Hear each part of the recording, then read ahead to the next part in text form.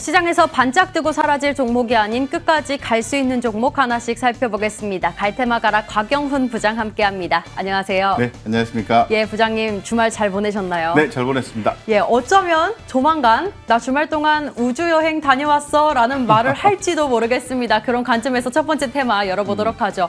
누구나 한 번쯤은 꿈꿀 만한 여행이죠. 우주 산업 관련해서 이야기를 나누려고 하는데요. 사실 우주 관련주들의 흐름을 잘 곱씹어보면 연초에 우주항공 관련해서 한번 올랐고 주춤하다가 한미 정상회담 이후 미사일 지침 종료 소식에 또 한 번 올랐고 최근 들어서 또 굉장히 재미가 없었어요.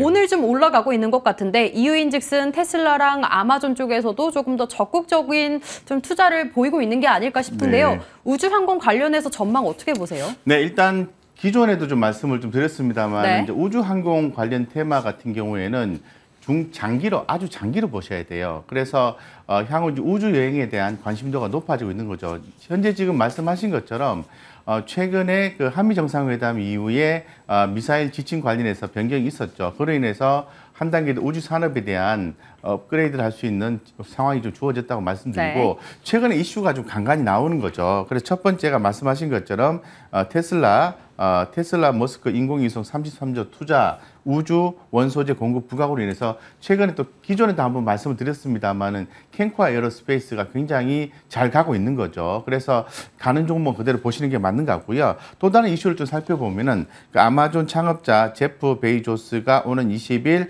달 착륙 52주년 기념일에 발사하는 우주 탐사선에 뉴 세퍼드의 82세 할머니를 명예승격을 모신다는 발표가 있었기 때문에 영국의 또 기업과 또 경쟁을 하는 형태가 되어서 시장에 관심도가 이제 집중되고 있는 거죠. 그런 과정에서 거기에 뭐가 딱 들어가냐면은 2분기 실적입니다.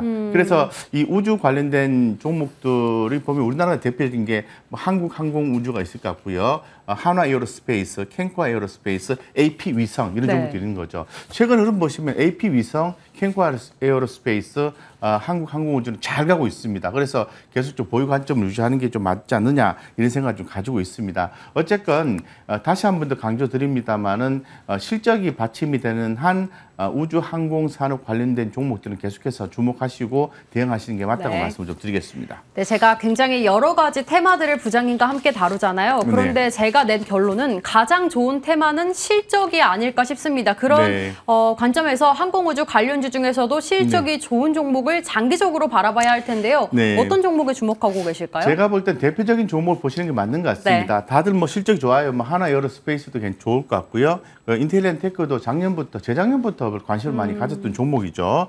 그다음에 캔코아 에어로스페이스 그리고 또 여기는 안 나오는데 AP 위성 이런 것도 좋은 거죠. 저는 오늘 같은 경우에는 한화 에어로스페이스에 대한 관심을 좀 갖자고 말씀을 드리겠습니다. 좀 차트를 좀 보고 말씀을 드리고 싶은데요. 지금 화면에서 나와 있는 것처럼 지금 5일선이 21선을 이렇게 치고 올라가는 그런 모습이 나왔기 때문에 단기적인 골든크로스가 발생했다는 걸 확인할 수가 있습니다. 거래량도 증가가 되어 있고요. 그래서 차트를 봤을 때 자, 오늘 10% 급등이 나오고 있는 상태입니다. 전고점을 뚫어주고 있는데요. 설마 이런 날 매수하시는 건 아니시겠죠?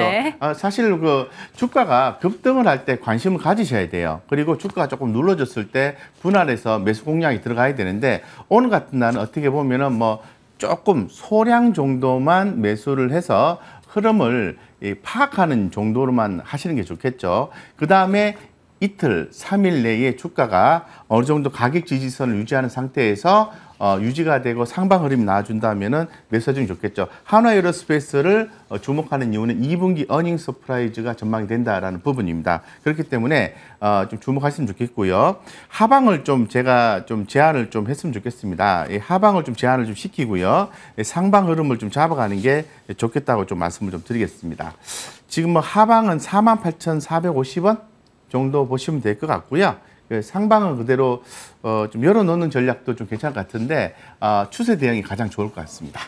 네, 이렇게 오늘의 종목 한화 에어로스페이스 가지고 오셨습니다. 사실 한화 에어로스페이스 2분기 실적이 굉장히 좋다는 뉴스가 많이 나오면서 이 항공우주 관련주가 함께 동반 강세 흐름을 보이고 있는 것 같습니다. 역시나 실적에 주목하면서 손절가만 잡아주셨네요. 48,450원 기억해 주시고요.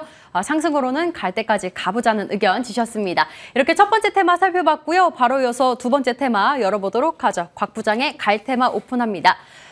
재택근무 관련주 이야기 나눠보겠습니다. 사실 코로나19 백신 접종률은 점점 올라가고 있고 반면 델타 변이 바이러스에 대한 우려감도 점점 커져가고 있고 이 두 가지가 좀 공존하고 있는 것 같아서 네. 저희가 어디 쪽에 관점을 맞춰야 되나 궁금한데요. 먼저 관련주 한 번만 살펴보고 넘어갈게요.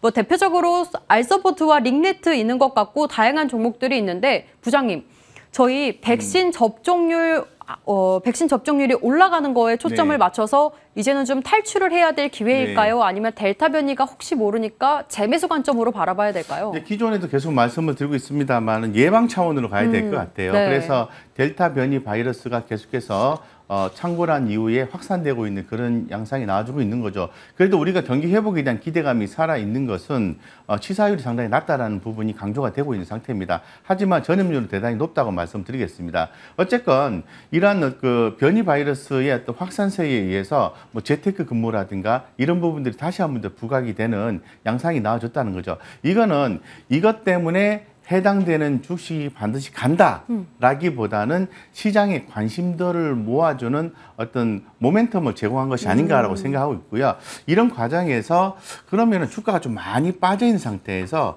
주가가 더 이상 빠지지 않고 그 다음에 상방의 흐름이 나올 수 있는 종목이 뭐가 없을까 이런 고민을 하게 되는 거죠. 그래서 관련된 기업들 쭉 말씀을 하셨는데 최근에 이런 관련된 종목도 움직이고 있고 저는 아까 소프트뱅크도 있을 것 같고 또 이렇게 소프트 캠프 캠프 네. 죄송합니다. 캠프도 있을 것 같고 지금 뭐 ECS, 더존비전 이런 네. 종목들의 움직임이 좋다라고 말씀 좀 드리겠습니다. 네, 그러면 이 중에서 또 좋은 종목을 찾아봐야 될 텐데 말씀해 주신 것처럼 이벤트성이 아니라 상방에 열려있는 꾸준히 모멘텀이 나올 수 있는 종목을 바라보자고 이야기를 해주셨어요. 네. 어떤 종목일까요? 아무래도 이제 그 데이터 사업을 하는 회사가 저는 좋다고 생각해요. 그리고 뭐 장기적으로 성장성을 확보하고 있고 해외 쪽에 어떤 성장성 확보하고 있는 더존 비주얼이 좋을 것 같습니다. 네.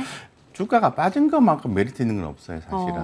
계속해서 빠졌거든요. 지금 뭐 우리 화면상에서 일봉상으로 보시면은 네. 단기적으로 한번 흐름을 주었다가 또 재차 이렇게 지금 골든 크로스가 발생을 해서 5일선을 타고 가고 있는 그런 모습을 보여주고 주봉으로 있는데요. 한번 봐볼까요? 예, 주봉으로 그러게요. 보시죠. 엄청 많이 빠졌네요. 예, 느낌이 좀 네. 편하시죠? 제 차트를 한 흐름을 예. 좀 볼까요? 제가 이제 표시를 해놨는데 이거 보시는 것처럼 주가가 과거 2019년도 저점과 그리고 2020년 9월달 고점의 한 중간 정도에서 이렇게 기술적으로 반등이 나오는 상태입니다. 있는데 아무래도 가장 중요한 것은 실적이겠죠, 실적. 그래서 지금 2분기 실적이요 전년도 대비해서 무려 20% 이상 증가하는 호실적을 기록할 것으로 보고 있는 거고요. 이 핀테크 사업 부분에서 특히나 더 주목받고 있는 것 같습니다. 그래서 외하고 플랫폼 강화 전략으로 인해서 향후에 어떤 핀테크 사업에서의 어떤 성장성 이런 부분도 주목이 되고 있는 거죠. 그래서 더존 비전 같은 경우에는 지금 주봉상으로 봐도